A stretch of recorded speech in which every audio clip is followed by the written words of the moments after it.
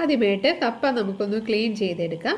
ഞാൻ വലിയൊരു കപ്പയാണ് എടുത്തിരിക്കുന്നത്. ഇത് രണ്ടായിട്ട് കട്ട് ചെയ്തിട്ട് ഇതിൻ്റെ തൊലി ഒന്ന് മാറ്റിയെടുക്കാം.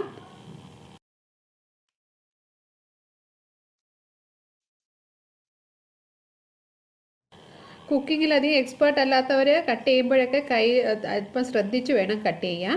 ഇനി നമുക്ക് ഇതുപോലെ തൊലി ഒന്ന് പൊളിച്ചെടുക്കാം. പൊളിച്ചെടുത്ത ശേഷം രണ്ട് സൈഡിലും കട്ടിയുള്ള ഭാഗം കട്ട് ചെയ്ത് കളയണം. തൊലി മാറ്റിയ ശേഷം ഇതേപോലെ ഒന്ന് കട്ട് ചെയ്യണം.